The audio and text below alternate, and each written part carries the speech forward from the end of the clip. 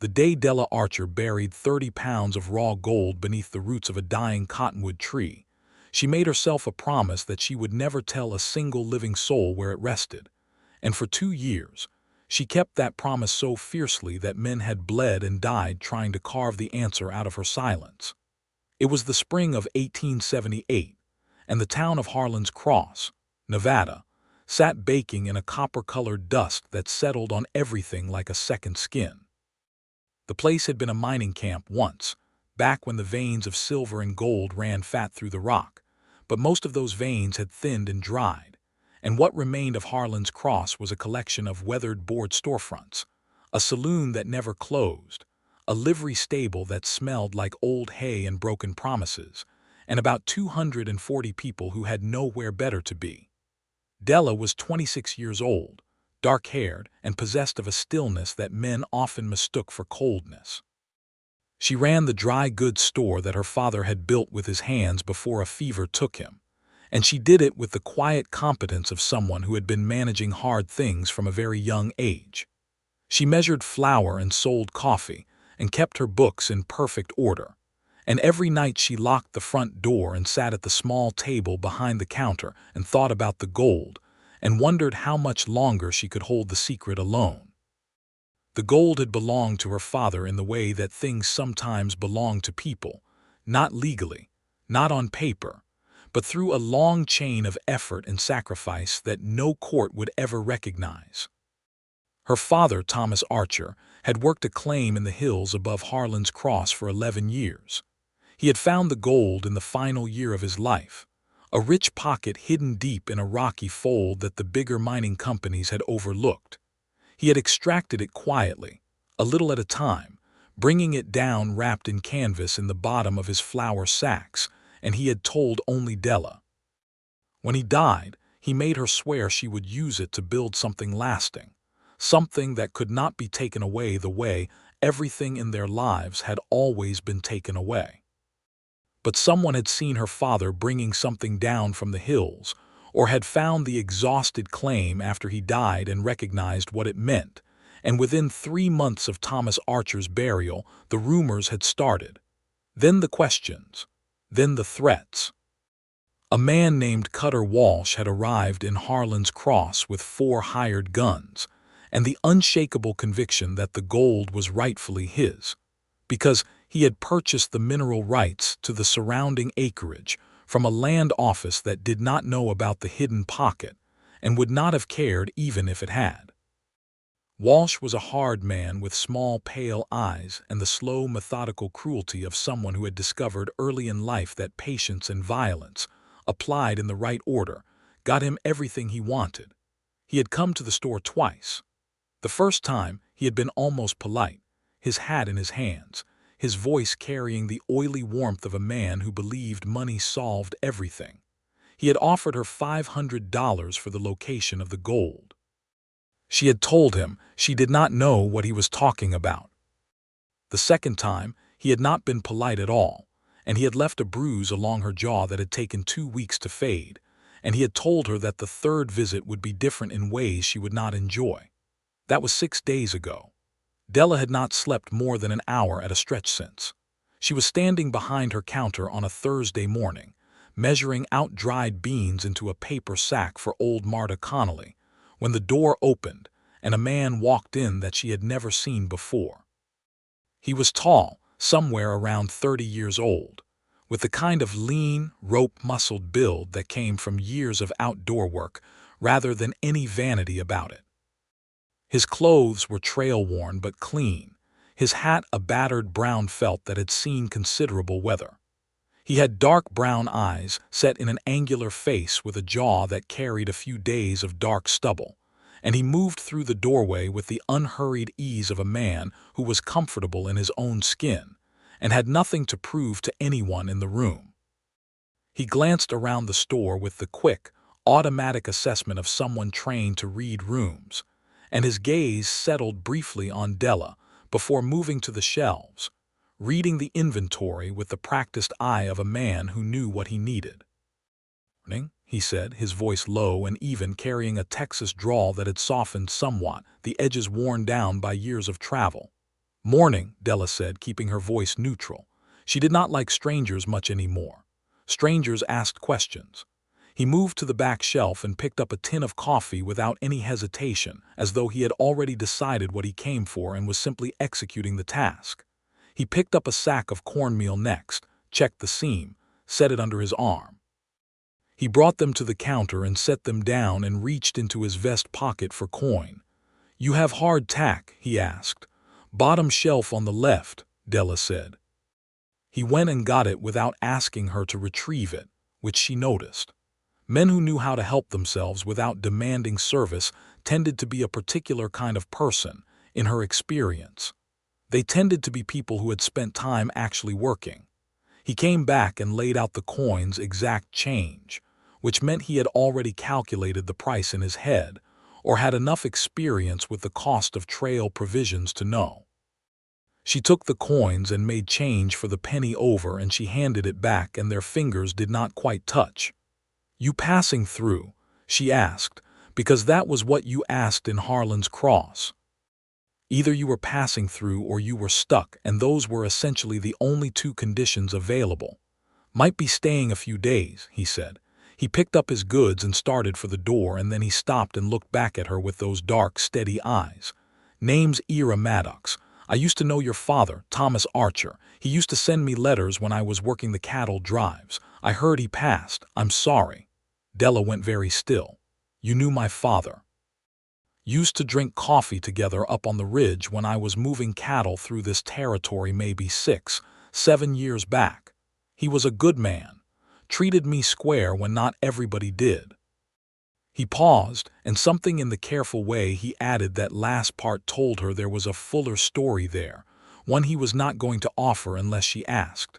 "Just wanted to say it. I won't take more of your time." He went out the door, and Della stood there for a moment looking at the space where he had been, her heart doing something complicated and unfamiliar in her chest. Marta Connolly, who had been pretending to examine a bolt of calico during this exchange, turned around with the alert expression of a woman who collected information the way other people collected silverware.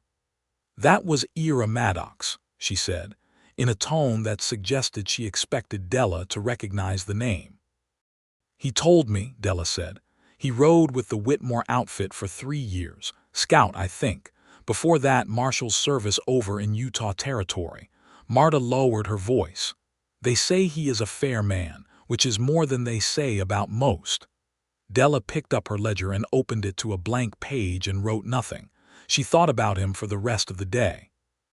That evening, as the sun was going down in a long red smear over the western ridgeline, and the dust was settling into the streets of Harlan's Cross, with the gentle resignation of something that knew it would be back in the morning, Della heard raised voices coming from the direction of the saloon.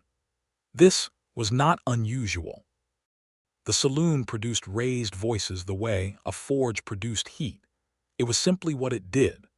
But these voices had a particular quality to them, a tension and seriousness that made her pause at her upstairs window and look down into the street. Cutter Walsh was standing in front of the saloon with 2 of his hired men, and they were surrounding a figure that Della recognized after a moment as Ira Maddox. Walsh had his hands on his belt in the way he always did when he was about to make a point with them, and even from 2 stories up and a half block away, Della could see the cold pleasure in his posture. She could not hear the words, but she could hear the tone, and the tone was the kind that preceded things you regretted. What she saw next surprised her. Ira Maddox did not back up. He did not raise his hands. He stood very still and said something in a low, carrying voice that she could not make out, and whatever he said, it had an effect on Walsh that was visible even from her window. Walsh took a small step backward. Not a retreat, Walsh never retreated, but the half-step of a man recalibrating, reassessing the situation with the cold arithmetic of someone who had survived this long by knowing when a fight would cost more than it was worth. The exchange ended without blows. Walsh's men drifted back, and Walsh himself turned and went back into the saloon with the studied casualness of a man pretending the last 2 minutes had not happened. and Ira Maddox walked up the street toward the boarding house with the same unhurried stride he had used coming into her store that morning.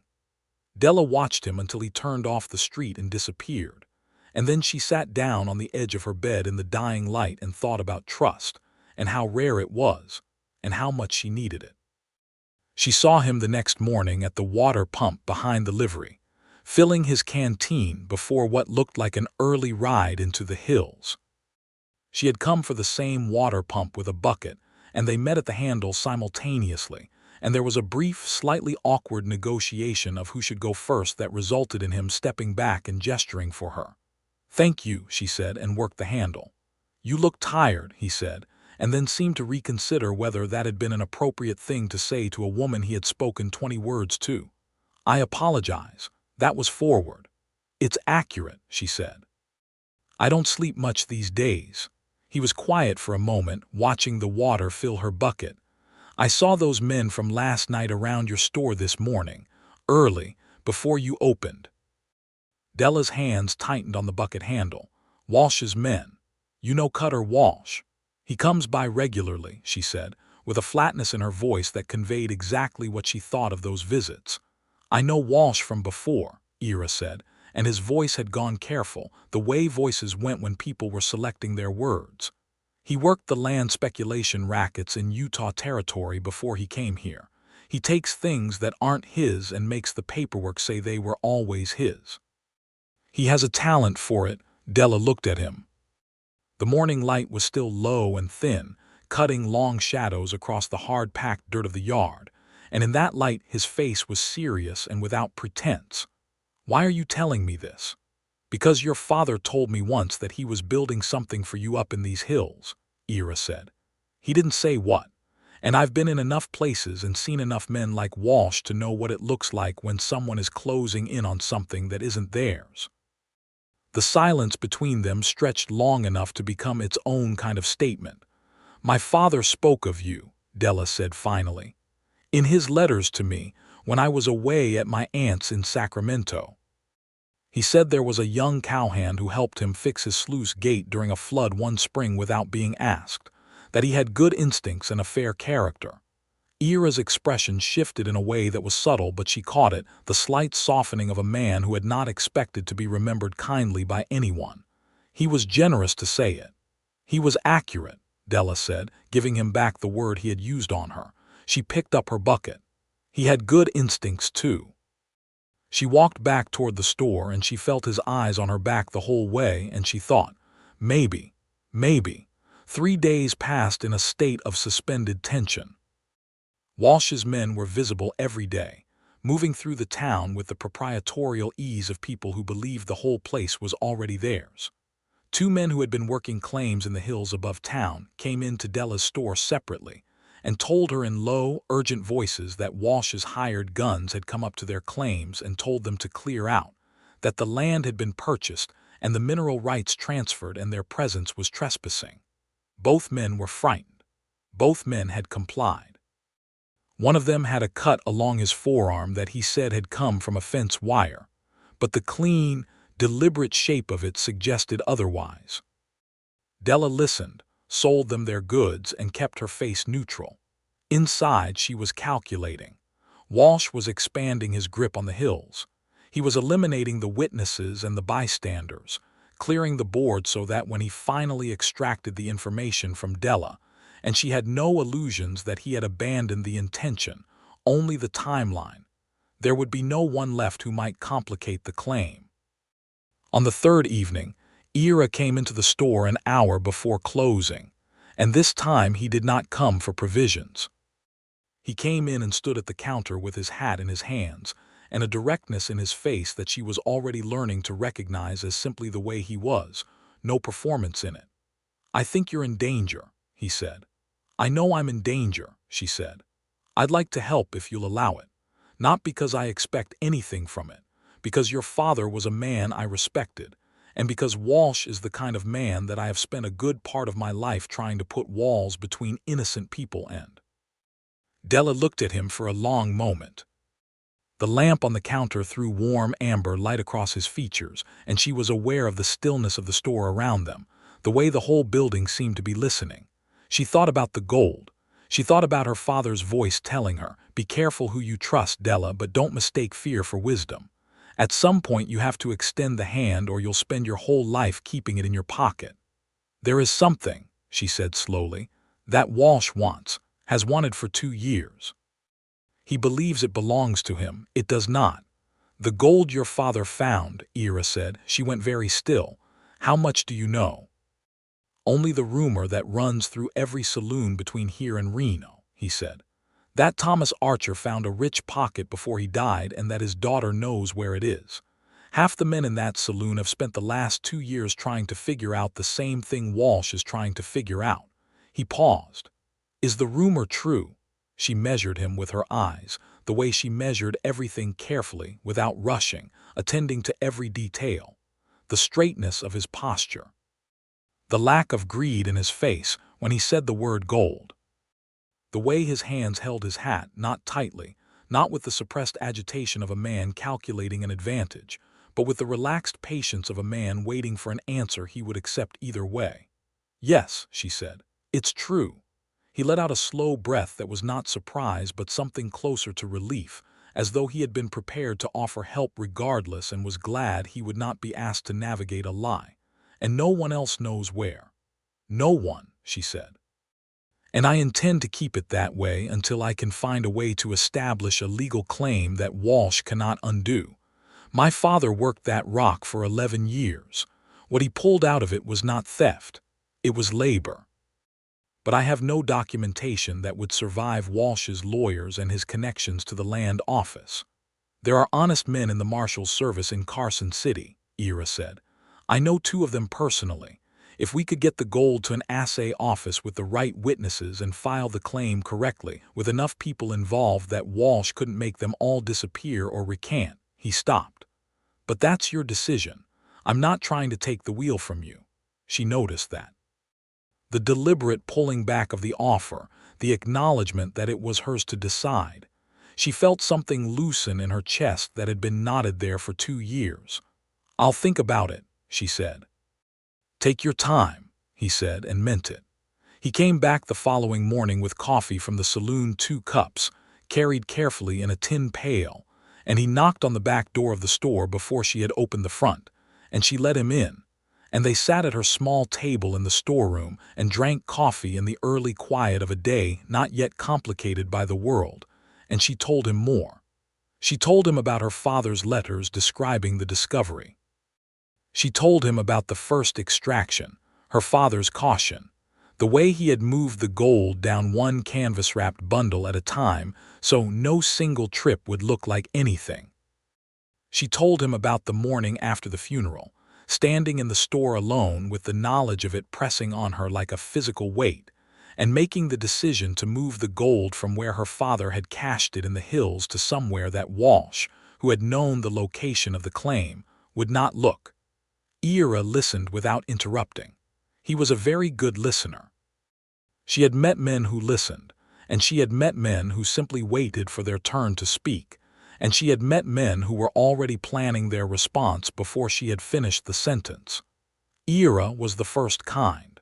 He sat with his coffee cup in both hands and watched her face and heard every word. "Where did you move it?" he asked when she had finished the background. "I'll show you," she said, "but not yet. I need a few more days." He nodded, no frustration in his face, no impatience. "All right. That does not mean I don't trust you," she said quickly, and then felt a faint heat in her cheeks at the admission because it was more than she had intended to give him. "I know," he said, and his voice was gentle in a way that surprised her. "Trust is a thing you build. It's not a thing you hand over because someone asks nicely. Anyone who tells you different is trying to rush you past your good judgment." She looked at him across the small table, in the storeroom that smelled of sawdust and dried corn and coffee, and she thought, "This is what my father saw. This is exactly it."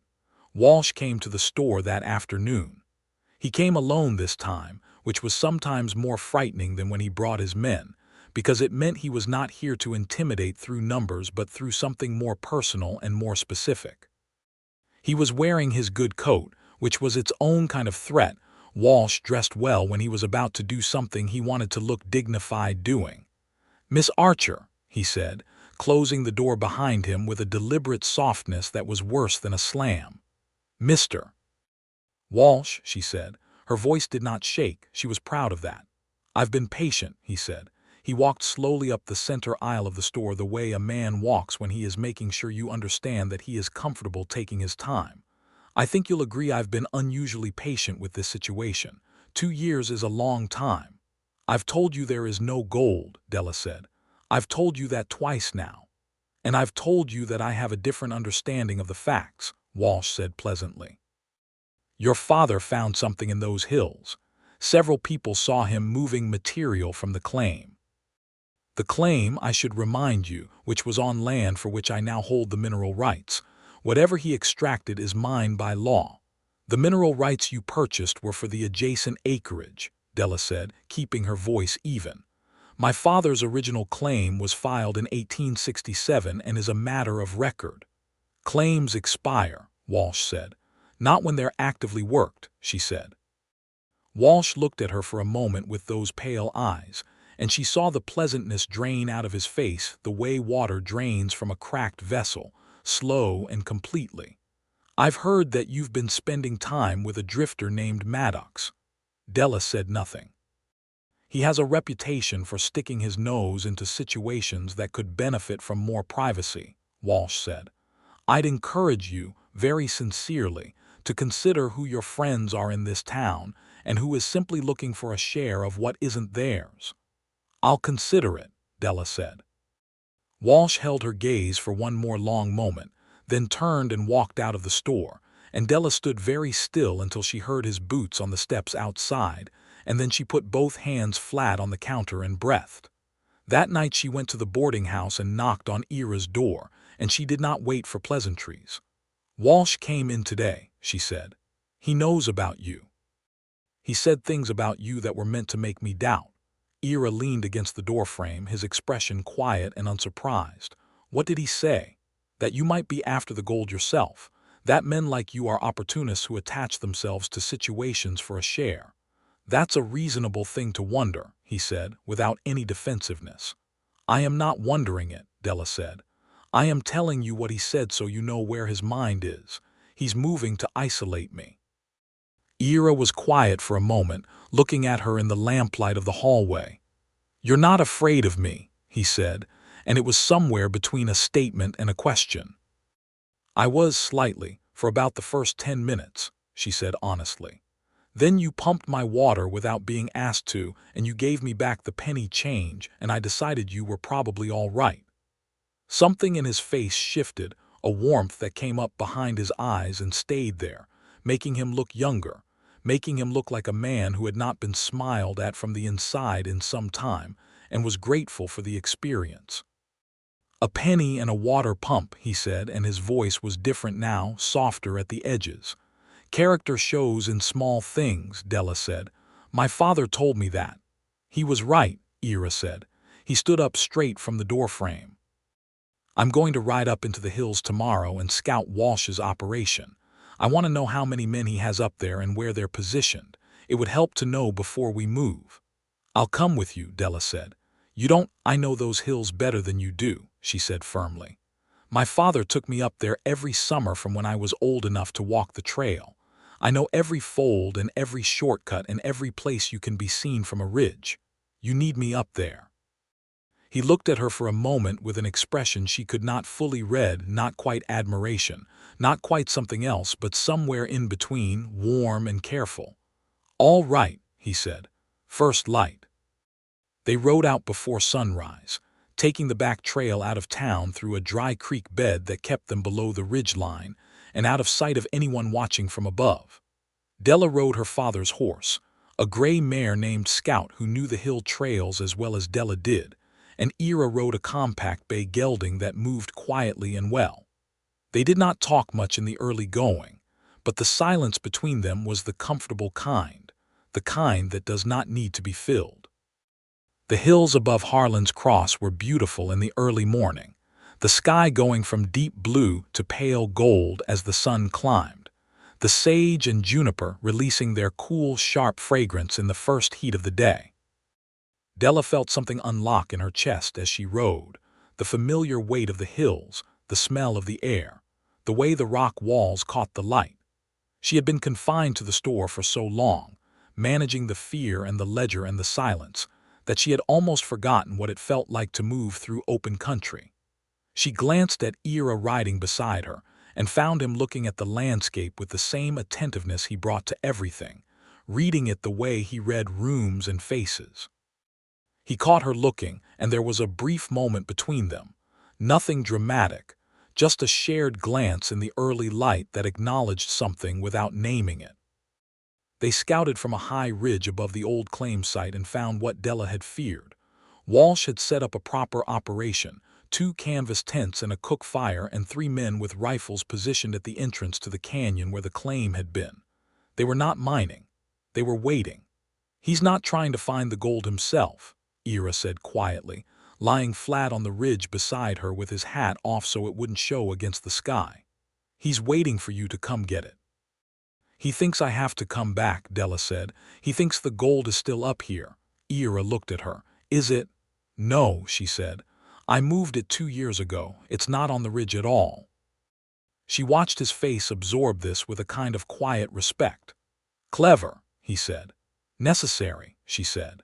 They made their way back down without being seen, taking a different route that wound through a boulder field Della knew well, a place she had played as a girl, hiding in the narrow passages between the great gray stones while her father called her name and pretended not to know which crack she had disappeared into. She rode through it now, and the memory of her father's voice came so suddenly and so clearly that she had to stop the mare and take a breath. Ira stopped his horse beside her without asking why she had stopped, and waited. "He would have liked you," she said, not looking at him. "My father, he would have approved." "I think I would have liked him too," Ira said. They rode back to town in the warming morning, and the space between their horses was smaller than it had been on the way out. That evening, Della ate supper alone as she always did, but the aloneness felt different. It was not the hollow, pressing aloneness of someone who had no one. It was something else, something that contained within it the knowledge of a person who was thinking about you, who would be at the water pump or the store door or the edge of the trail when you needed them. She sat at her small table and ate and thought about trust and what it meant that she had given it, and how it felt not like vulnerability but like relief. She had never really allowed herself to think about a man in the specific, personal way that the women in the dime novels her aunt used to read thought about men. Her life since her father's illness had been too full of practical urgency for that kind of thinking. But sitting in the amber light with her dinner going cold, she let herself think about Ira Maddox, about the angles of his face and the steadiness of his hands, and the way he said her name when they were talking, like it was a word he was careful with. She put the fork down and looked at the lamp and thought, "Careful, Della, careful." But even as she thought it, she was smiling. The following morning brought trouble earlier than she had expected. She opened the store at 7 o'clock as always and found a man waiting on the front steps whom she did not recognize. Not one of Walsh's regular hired guns. Someone new. Someone with cold, careful eyes and expensive boots that did not belong in a mining town. He introduced himself as Mr. Terrence Holt and said he represented a land development company out of San Francisco with interests in the mineral rights of the Harlan's Cross district. He had papers. He had a smile that never quite reached his eyes. He said the company had acquired Walsh's mineral rights claim through a recent transaction and was now the legal holder of record and wished to discuss the matter of the gold directly. Della recognized the move. Walsh had transferred the claim so that if anything went wrong, if there was violence or legal trouble, he would be at arm's length from it. But the pressure would be the same, only now delivered through lawyers instead of hired muscle. She told Holt that she had nothing to discuss, that she had no gold, that she was a shopkeeper with a store to open, and she asked him to step aside. He stepped aside with the polished courtesy of a man who was used to getting his way through channels you could not see and could not fight directly, and he told her that the company would be in touch. She sent a message to Ira through the boy who ran errands from the livery, and he came within the hour, and she told him about Holt while measuring out a customer's order with half her attention. "Walsh is getting lawyered up," Ira said, examining the card Holt had left on her counter. "That means he's also getting nervous. He's building a legal fortress around the claim so that once he has the gold in hand, he can defend the acquisition through the courts." "Can he?" Della asked. "Not if the gold was extracted before the mineral rights transfer," Ira said, "but he'd make it expensive and miserable enough that most people would give up." "I am not most people," Della said. "No," Ira agreed, and the word was simple and complete and held more warmth than most speeches. They made their plan that afternoon in the storeroom over the remains of a lunch that Della had put together from what was on hand: dried apricots and hard cheese and bread that was still good if you were not particular about texture. Ira drew a rough map on the back of a blank receipt, and they talked through every step. The gold was hidden beneath the roots of a large cottonwood at the edge of the old Archer property, about a mile east of town on a parcel her father had also owned. Not the mining claim in the hills, but the modest farmstead acreage he had registered separately, which Walsh in his focus on the mineral rights had overlooked. The tree was distinctive, half dead, struck by lightning 3 years ago with the upper crown broken off, standing alone in a flat of dry grass with a dry creek bed running 20 feet to its north. They needed 3 things: a way to retrieve the gold without Walsh's men seeing them do it, a way to transport it to Carson City, and a witness, someone credible, someone with standing who could not be bought or threatened. Ira knew a man, Judge Clement Abernathy, who had ridden the circuit through Nevada territory for 15 years and was known by everyone who had dealt with him as incorruptible to the point of inconvenience. He was currently in Piach, about 60 miles east. If they could get word to him and have him come to Harlan's Cross, or if they could bring the gold to him with the proper witnesses, the claim could be established through his court in a way that Walsh's lawyers would find very hard to unravel. "We need to move the gold soon," Della said. "Walsh is escalating. The lawyer from San Francisco means he's consolidating, which means he's close to making a physical move." "When?" Ira asked. "Tonight," she said. "After midnight. Walsh's men drink. By midnight they'll be less attentive." He looked at her steadily. "You're sure?" "I've been watching his men for 2 years," she said. "I'm sure." That night was long. Della stayed in the store until 9, doing inventory as she often did, and then she went upstairs and lay on her bed in her clothes and watched the ceiling and tried not to think about everything that could go wrong. At 11:30, she rose and dressed in her dark riding clothes and went down through the back and out to the stable where Scout was already awake, as though the mare sensed the weight of what was coming. Ira was there before her, saddling the bay by lamplight with quiet efficiency. He had a leather saddlebag large enough for the purpose and a length of rope and 2 short-handled tools for digging, wrapped in canvas so they would not clank. They rode out together in a darkness that was nearly complete, the moon a thin silver sliver low on the horizon, the stars brilliant and cold overhead. The town was quiet behind them, only the faint yellow glow of the saloon windows visible, and ahead of them the flat country spread out in dark and silver shapes toward the line of the hills.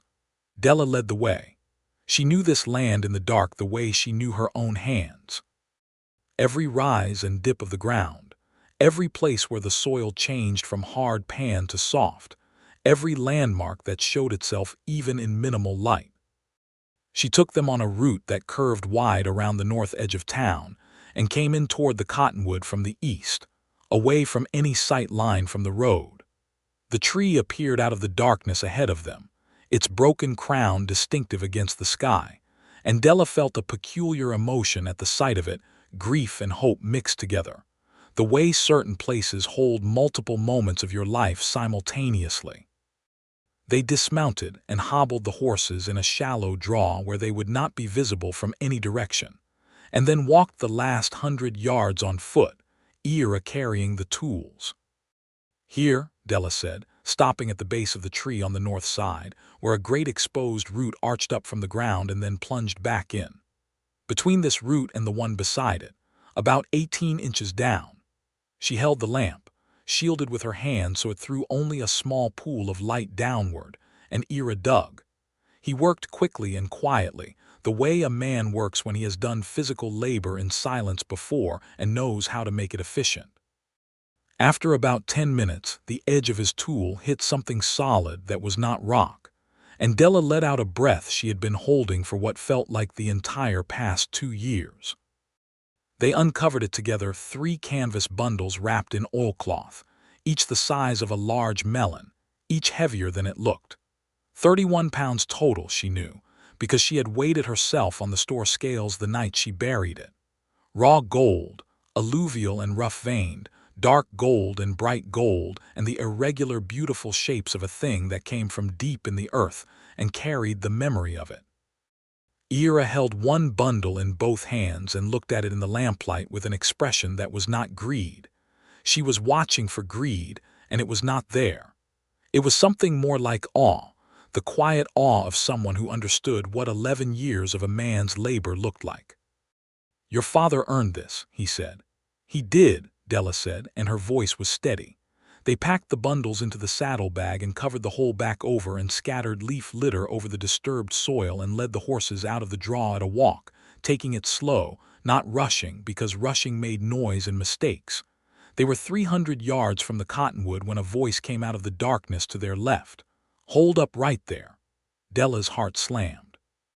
She felt Ira's hand come to her arm, a brief steadying pressure, and then he stepped slightly in front of her, not blocking her from acting but positioning himself between her and the voice with a naturalness that was not about dominance but about the simple geometry of protection.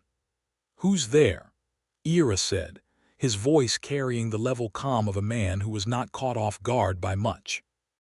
A figure emerged from the shadows, not Walsh, not one of his hired guns, but a young man Della recognized. Danny Ray's, 17 years old, son of the blacksmith, who had the unfortunate habit of being awake and wandering at hours when sensible people were asleep. "Miss Archer," Danny said, squinting at them. "What are you, Danny?" Della said, keeping her voice firm and quiet. "Go home." Danny looked at Ira, then at the horses, then at the saddlebag with the unmistakable weight in it, and his young face went through a rapid series of calculations. "Is that the Danny?" Ira said, his voice perfectly even. "There are men in this town who would hurt you to find out what you just saw. Do you understand what I mean?" Danny was quiet for a moment, and then he said, "Yes, sir," in the voice of someone who had just grown up a little. "Go home," Della said again, and her voice was gentle now. "Tell no one. This will be over in a few days, and then I'll explain everything. I promise." Danny looked at her for another moment with those young, serious eyes, and then he turned and went back toward town without another word, and Della released the breath she had been holding. "He'll stay quiet," she said, though she was not entirely certain of it. "He'd better," Ira said, but not unkindly. He looked at her in the thin starlight. "Are you all right?" "I've been not all right for 2 years," she said. "At the moment I think I'm better than I've been." He looked at her for a moment, and in the faint light she could see that expression again, the one she could not quite name, warm and careful, like something he was tending that he did not want to disturb. Then he said, "Come on.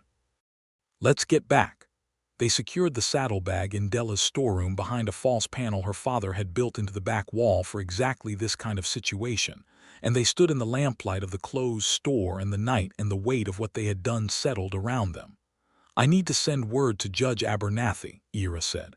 "I can have a rider on the road to Piotch by sunup."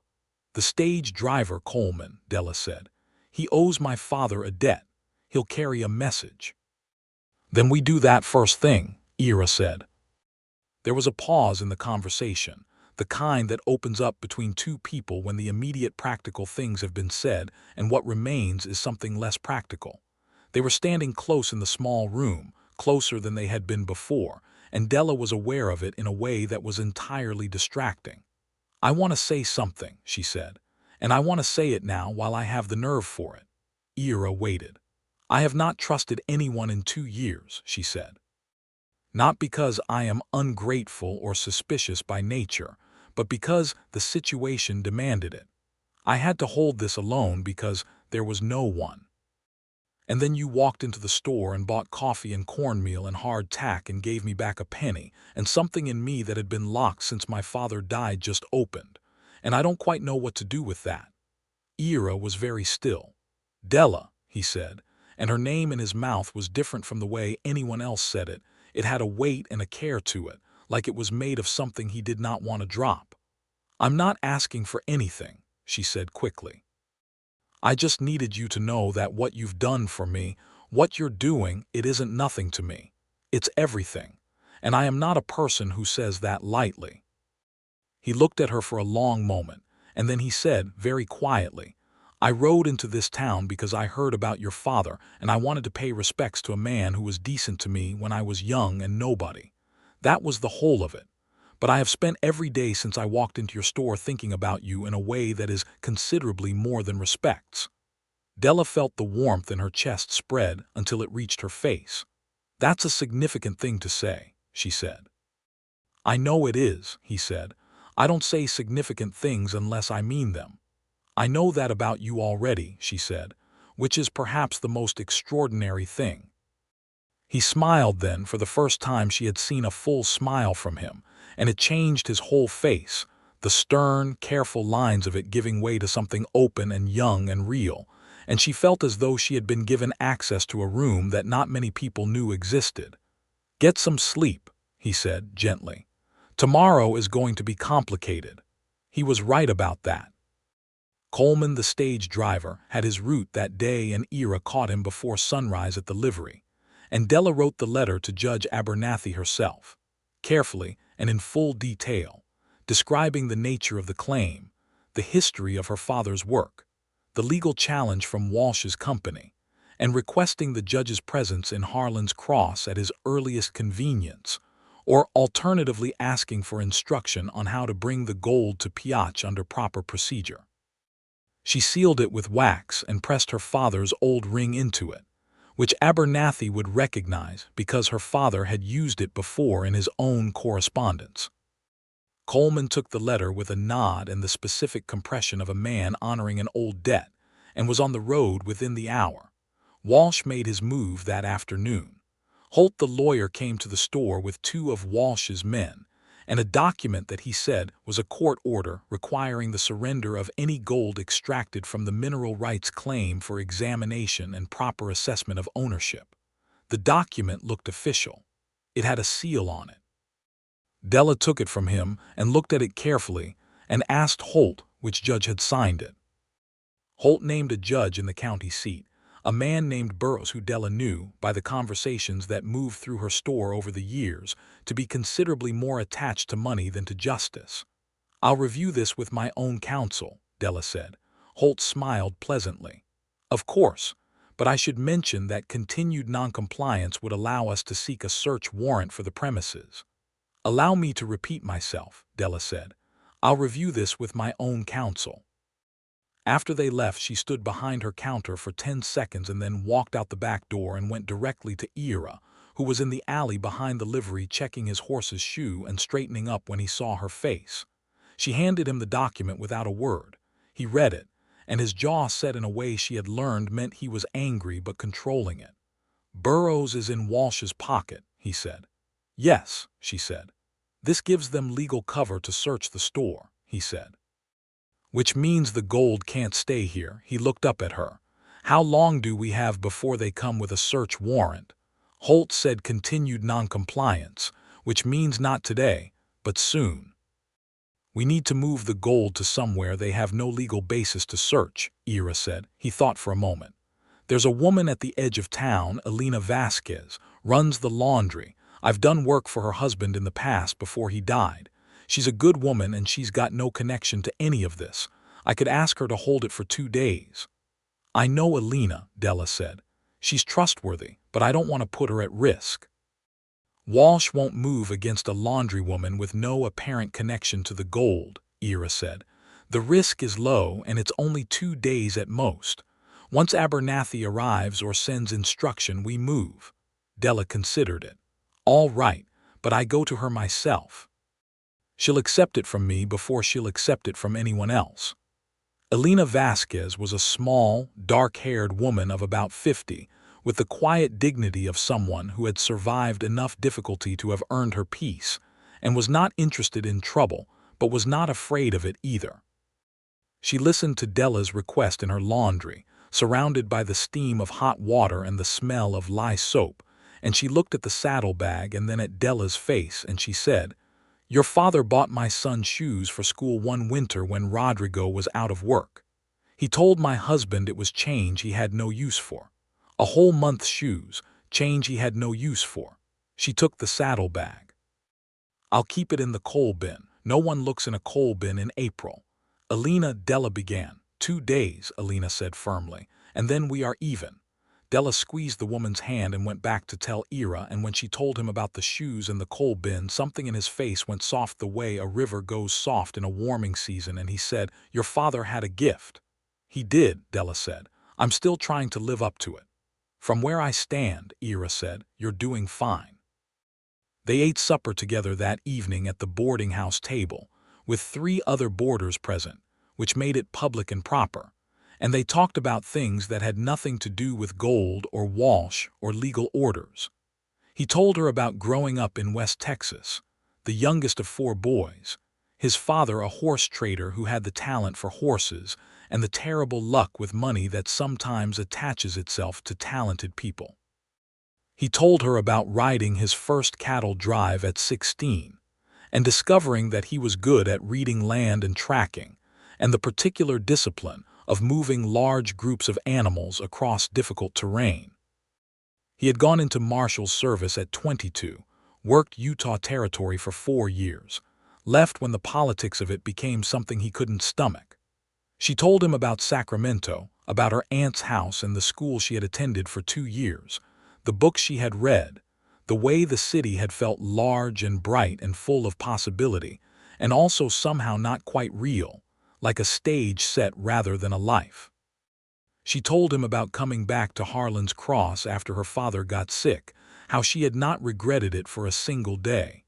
"You miss the city at all?" he asked. "Sometimes I miss the bookstore," she said. There was a bookstore on the main street that had 2 whole walls of novels.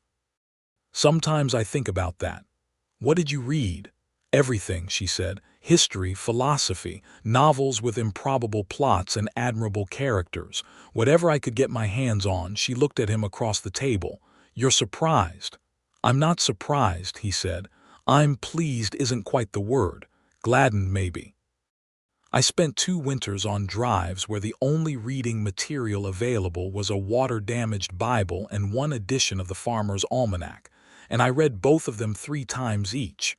I have a particular attachment to people who read. I have a crate of books upstairs," she said. "I'll lend you one." "I'd like that," he said, and the simplicity of it, the ease of it, the way they had gone from strangers to people who lent each other books in under 2 weeks, felt like something to be marked and remembered. The response from Judge Abernathy arrived on the 3rd day, carried back by Coleman, who had made extraordinary time on the road to Piach and back, which told Della that the debt her father had extended was a larger one than she had known. The judge's reply was brief, precise, and exactly what she needed. He would arrive in Harlan's Cross within 4 days. He requested that Della retain possession of the gold and the documentation of her father's original claim and present it to him upon arrival. He had written, at the bottom of the letter in his firm, clear hand, "Thomas Archer's name is known to me as a man of honor. His daughter need not fear that his work will go unrecognized in my court." Della read the letter twice and then set it on the counter and pressed her palm flat against it as though she could absorb the words through her skin. When Ira came that morning, she handed him the letter without speaking, and he read it and looked up at her with an expression that was almost a smile and entirely warm. "4 days," he said. "4 days," she said. Those 4 days were the strangest of Della's life, because they contained simultaneously the highest tension she had yet experienced and also, threaded through it and growing stronger each day, something that felt unmistakably like happiness. Walsh's men were visible everywhere in the street, near the store, at the water pump. Holt the lawyer appeared twice more with papers that Della examined and declined to respond to without counsel. Walsh himself came to the store once, said nothing beyond pleasantries, and left behind him the specific chill of a man who was running out of patience and knew it, and wanted you to know he knew it. Through all of this, Ira was present, not obtrusively, not in a way that announced itself and made targets of them both, but in the quiet, constant way of someone who has decided that where you are is where they need to be. He was in the store, often on transparent pretexts, purchasing supplies he almost certainly did not need, offering to fix the loose hinge on the back door that had been bothering Della for months, asking her questions about the stock that were clearly attempts to make himself useful. She let him fix the hinge. She found him a hammer and held the door steady while he worked, and they were very close together in the narrow back doorway, and she was aware of every inch of the distance between them with an attention that was not quite comfortable and was more than comfortable. "You're building yourself reasons to be here," she said, not accusingly, while he tested the hinge. "I am," he said, without embarrassment. "Is that all right?" "It's more than all right," she said, and the directness of it surprised even her. But it was true, and she was tired of managing things she didn't need to manage.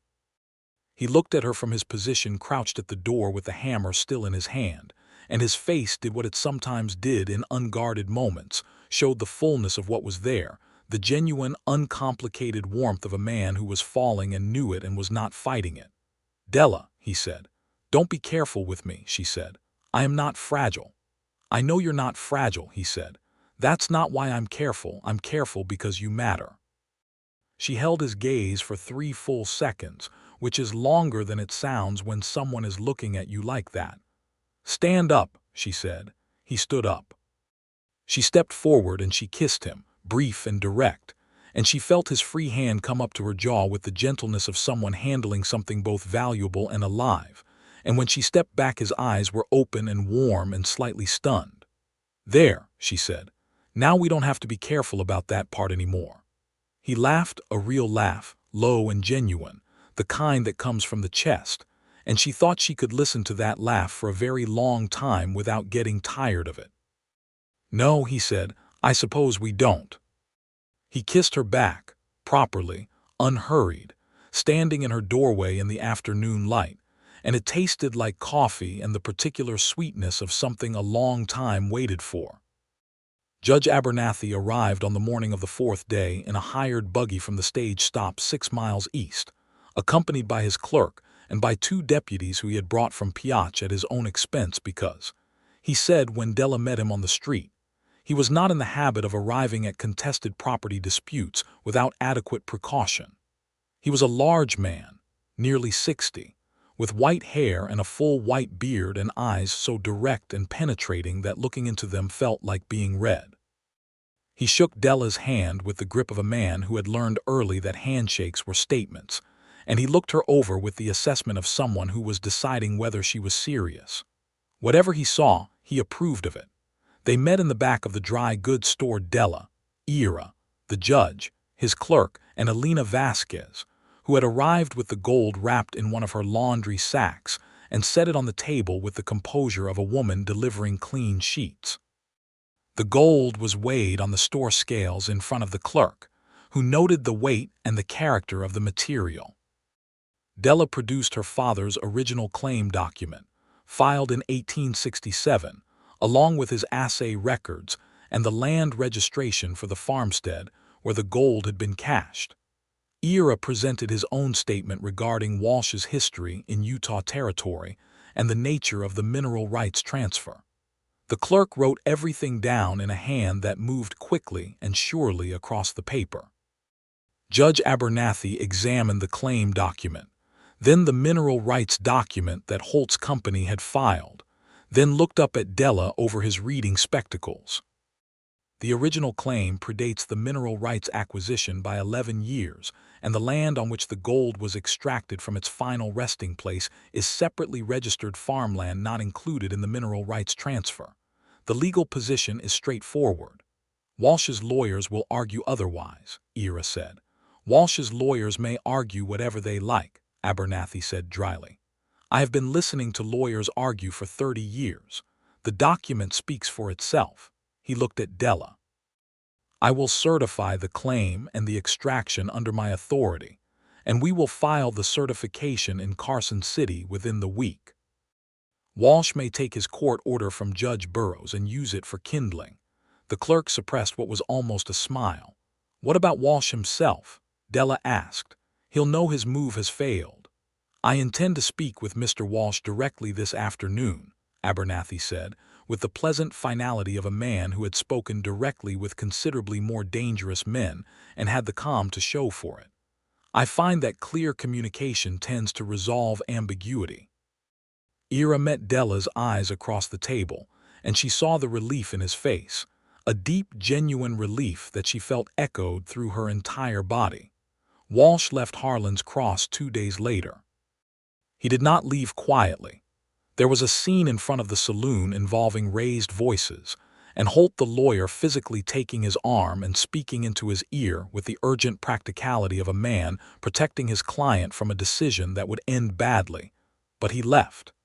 His hired men went with him, drifting out of town in ones and twos over the course of a morning, until the street felt lighter and bigger than it had in 2 years.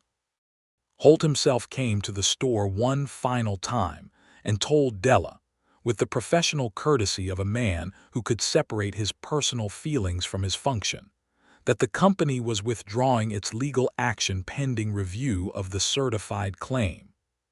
He was polite about it. She was polite back. When the door closed behind him, she sat down on the stool behind the counter and put her face in her hands for about 30 seconds, not crying, just existing in the sudden unfamiliar space of a problem that was over. The certification filing happened in Carson City on a Tuesday in late May, with Ira riding alongside Della and the judge's deputy accompanying the gold for transport to the assay office, where it would be properly recorded and secured. The ride to Carson City was 2 days each way, and it was on this ride that something shifted between Della and Ira in a way that was impossible to mistake, and neither of them was inclined to. They camped the first night at a creek bed with cottonwood trees that reminded Della of the one where the gold had been buried, but without the weight this time, without the fear. The cottonwoods were green and lush with the late spring water, and the creek ran clear over flat stones, and the evening was warm and full of the sound of insects and the low, peaceful noises of horses resting. They sat by a small fire after supper, and Ira showed her the stars the way a man who has slept under them for 20 years knows them, not with the textbook knowledge of names and mythology, but with the practical, intimate knowledge of someone who has used them to navigate. He showed her the North Star and the way to find it from the 2 pointer stars, which she already knew, and then he showed her 3 stars he did not think had official names, but which he had used to track south in flat country where landmarks were scarce, and he gave them names he had assigned them himself: the Pilgrim, the Wanderer, and the one that stayed. She asked him which was which, and he pointed them out, and she looked at the one he called the one that stayed, low and steady on the horizon, and said nothing for a moment. "Is that how you see yourself?" she asked. "The Wanderer." "I used to," he said. "I'm revising the assessment." She looked at him. The firelight was in his eyes and the warmth of the evening in her. "Ira," she said. "I know," he said, and he did know. She could see that he knew that they were the same page of the same book, and it was extraordinary how little work it required. He reached over and took her hand, there by the creek under the Nevada stars, and they sat like that for a long time without talking, listening to the water, watching the fire go to embers, and Della felt the last of the tension that had been living in her bones for 2 years dissolve into the warm, dark air like breath. Carson City received them with the bustle and business of a territorial capital in its prime, the streets busy with commerce and politics, and the constant movement of people and goods that characterized a city at the center of things.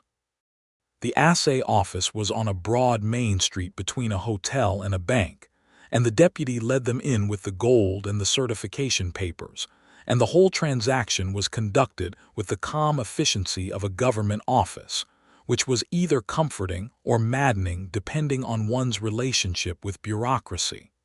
Della found it comforting. The weight of it, the finality, the official stamping of documents, and the entry of her father's name into the permanent record as the rightful originator of the claim.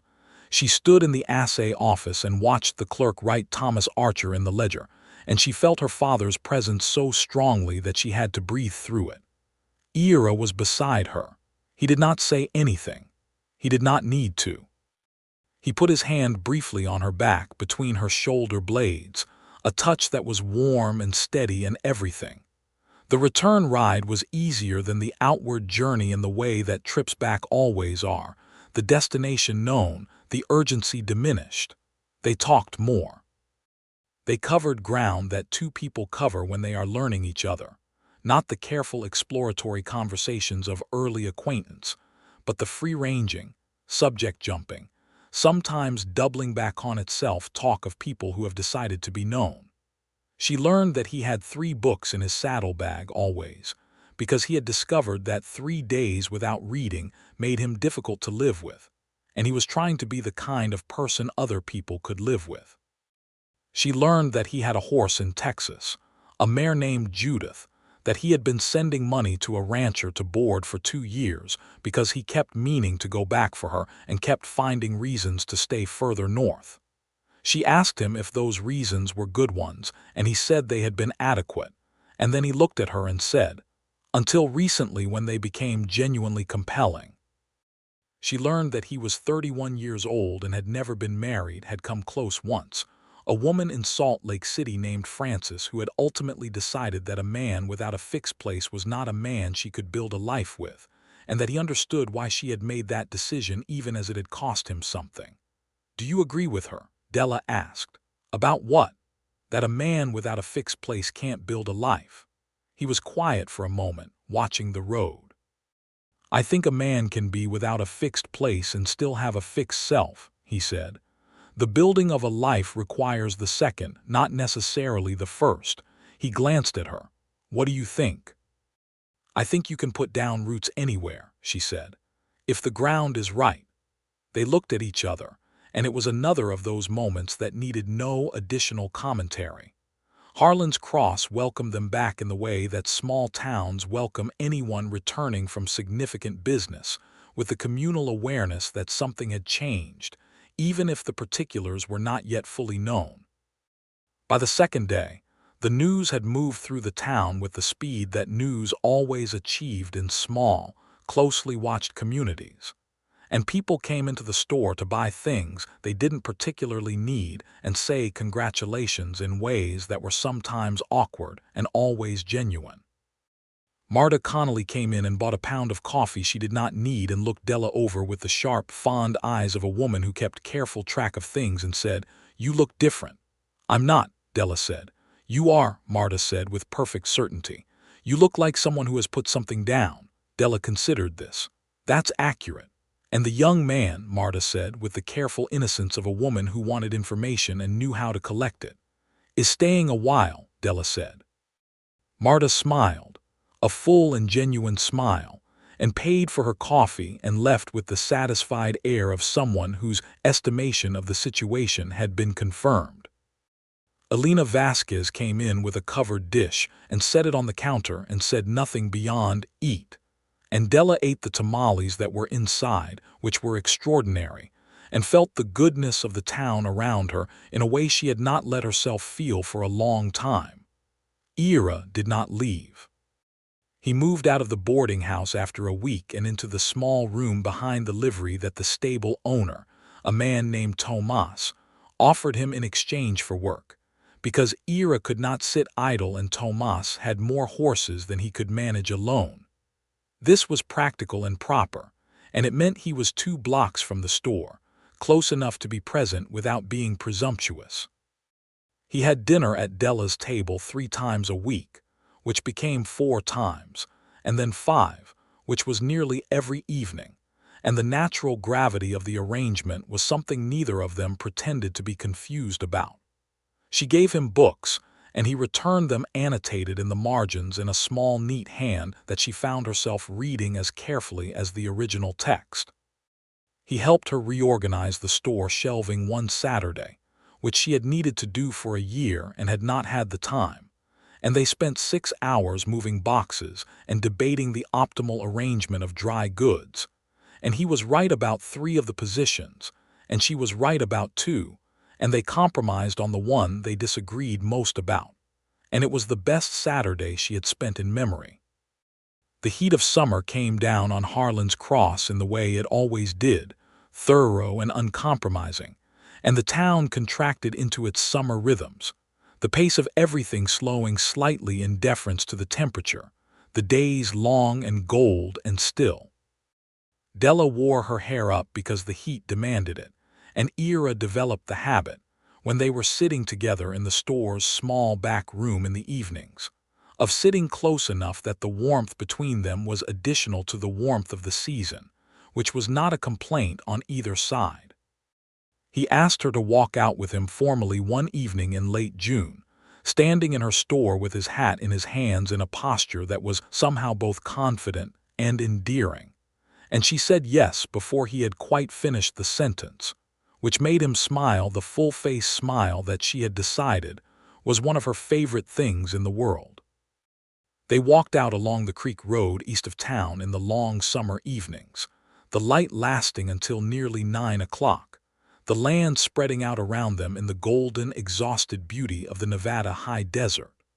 They talked and they were quiet and they walked close together, and the walking close together became hand in hand, became the easy navigation of 2 people who know where the other person is without having to look.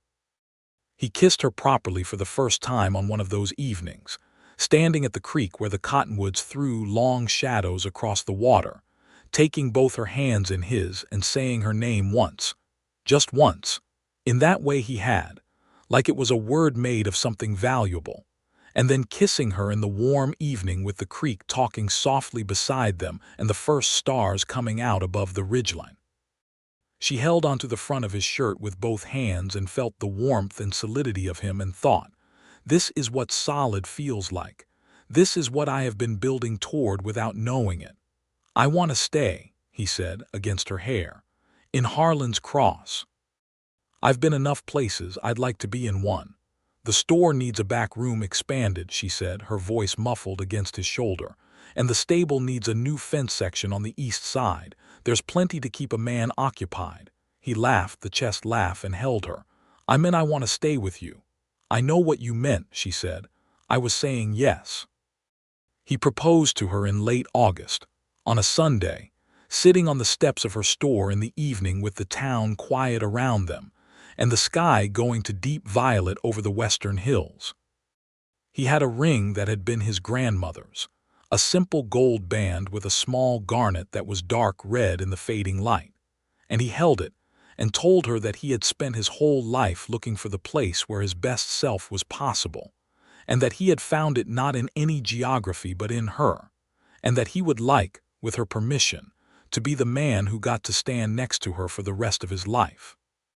Della looked at him and thought about all the ways trust could go wrong, all the ways she had been afraid, all the 2 years of holding the secret alone in the dark, and she thought about the first morning, the penny change and the water pump, and every morning since, and she said yes in a voice that was clear and full, and without the smallest shadow of doubt.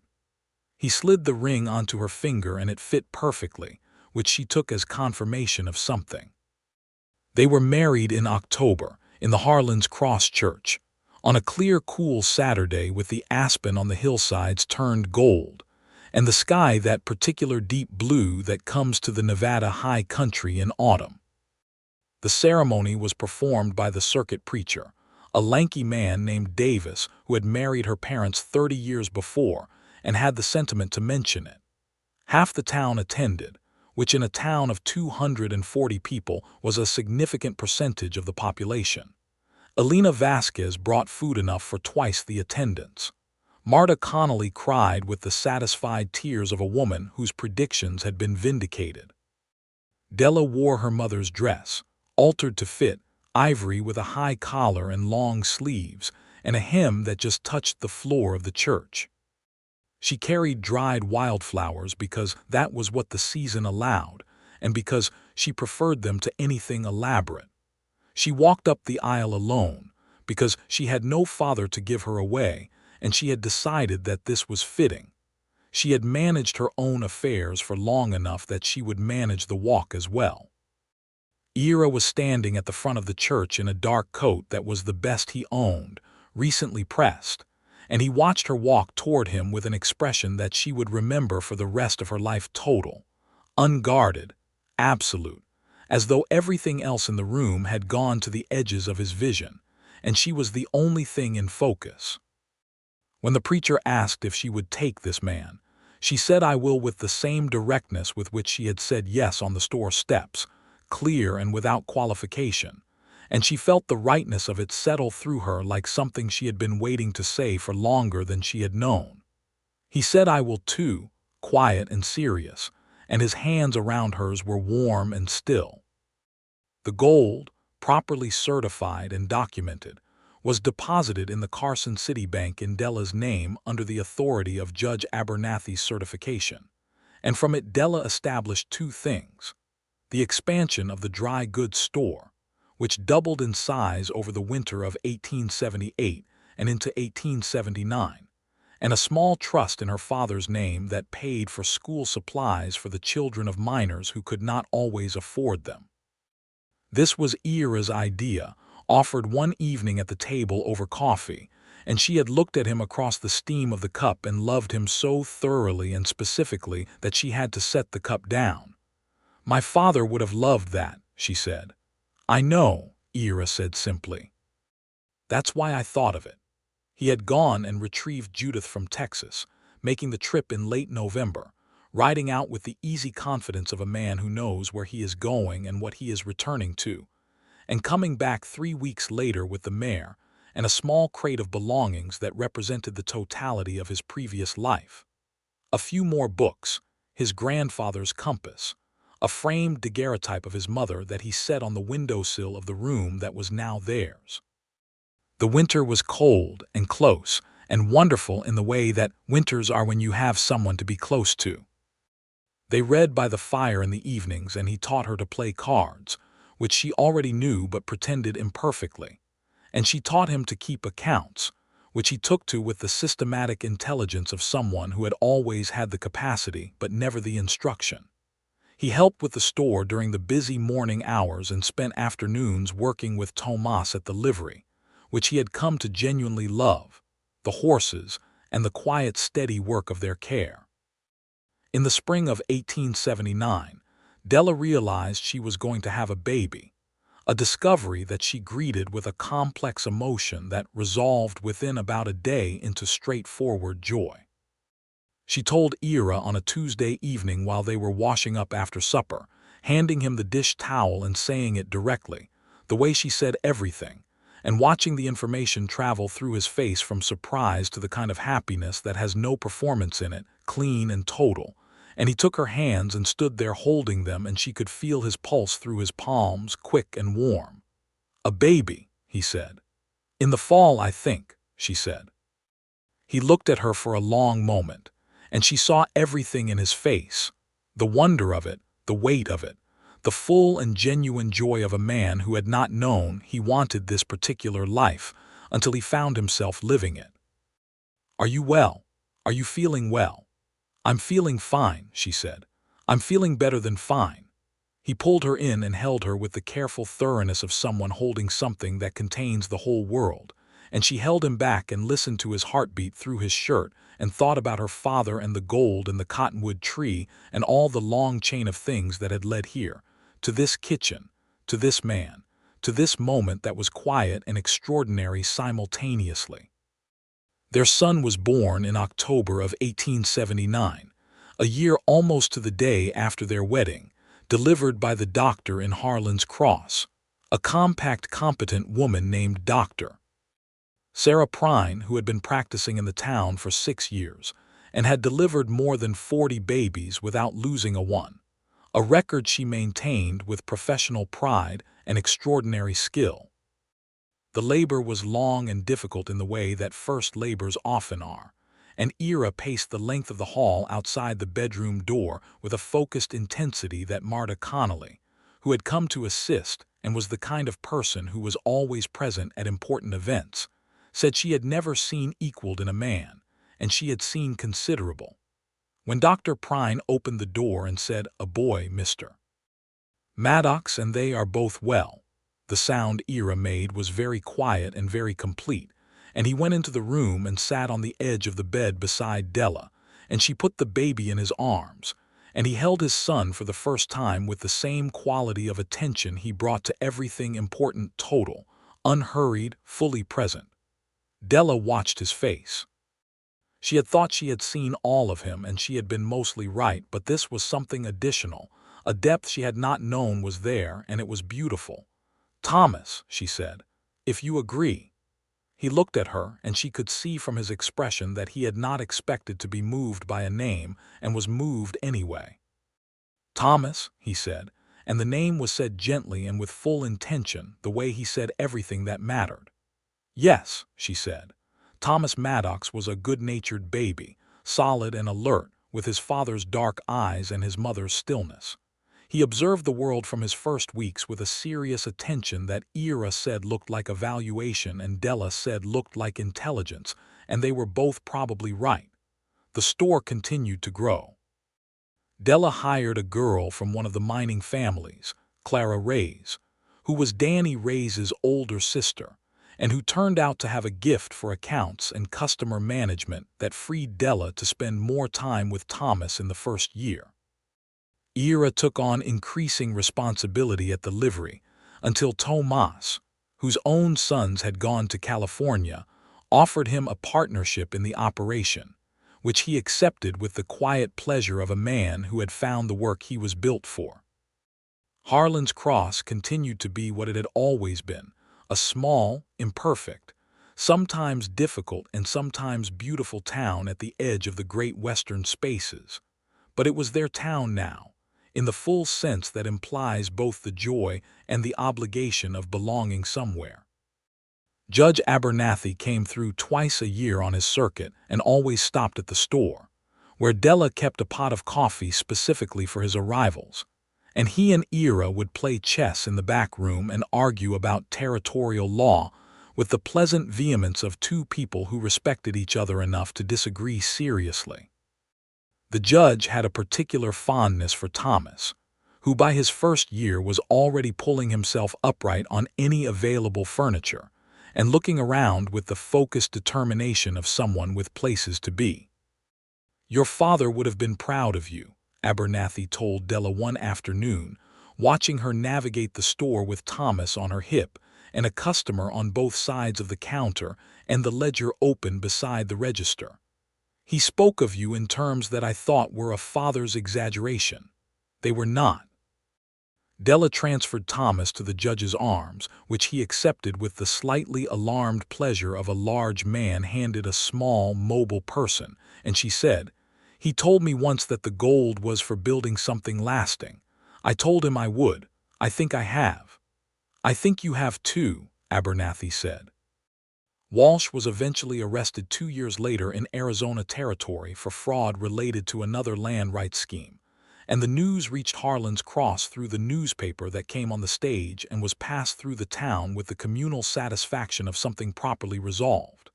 Ira read about it at the breakfast table and handed the paper to Della without comment, and she read it and set the paper down and drank her coffee and said nothing for a moment. "Done," she said. "Done," he agreed. Danny Reyes, who had been 16 the night he found them in the dark near the cottonwood tree and had kept his silence with admirable steadiness, came to work at the livery the following spring at 18 and became one of Ira's most capable hands, learning horses with a speed and instinct that Ira said he had not seen since his own first years.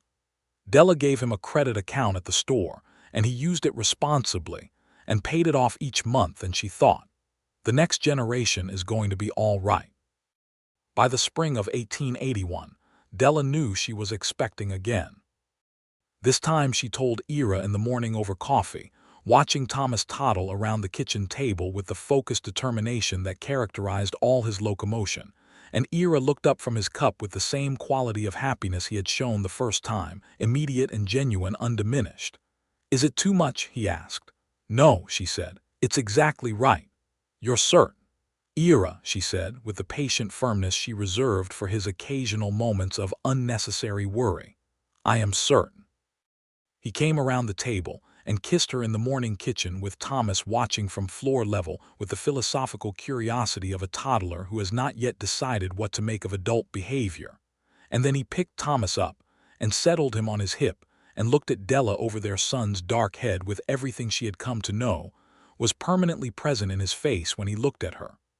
The love that was not performance, not decoration, not something he showed her when it was convenient, but simply the condition of his attention whenever she was in his field of view. "A father's gold," Ira said. Della looked at him. "What your father left you," he said. "Not just the gold in the ground, the whole of it, the values and the stubbornness and the willingness to hold the right thing alone in the dark for as long as it takes. He left you all that too." She was quiet for a moment, and then she said, "He left me something else too." "What?" "The instinct to recognize a good man when one walked through the door," she said. Ira was still for a moment, and then he shifted Thomas on his hip and reached out and took her hand and held it, and they stood together in the kitchen in the morning light of Harlan's Cross, Nevada, in the spring of 1881, and the world outside was full of difficulty and injustice, and the ongoing complicated business of being alive in a time and place that was still figuring out what it was going to be. But in this kitchen there was warmth and coffee, and a child with curious dark eyes, and two people who had found in each other the specific, irreplaceable thing that makes all the rest of it workable. The second child was a girl born in November, fair-haired in a way that neither of her parents quite accounted for, but that the doctor said came from somewhere in most family lines if you looked back far enough. They named her Rose, for no complicated reason beyond the fact that when she was first placed in Della's arms, Ira had looked at her daughter's small red face and said she looks like a rose, and Della had agreed, and that was that. Thomas accepted his sister with the wary tolerance of a 2-year-old who has been told this is good news and is reserving judgment, which gradually over the first weeks became a proprietary interest in her whereabouts that amounted, Ira said, to the most thorough, self-appointed guard duty he had ever witnessed. The store expanded again that year, taking over the empty space next door that had been a failed assier's office, and with the expansion Della added a small reading room in the back, 3 shelves of books that anyone in town could borrow free of charge and return when they were done. She stocked it with novels and histories and almanacs, and 1 shelf of children's books that she had ordered from a bookshop in San Francisco that she corresponded with, thinking occasionally of the store with 2 walls of novels, and feeling as though she had built, here in her own place, something that served the same purpose. The reading room became quietly essential. Miners' wives and children came in the afternoons. Danny Reyes borrowed the history books and returned them annotated in the margins in a hand startlingly similar to Ira's. Clara handled the front of the store while Della sometimes sat in the reading room herself, in the small chair she had placed there, and read, and felt the life she had built around her like a structure she had put up one piece at a time, each piece chosen for its purpose.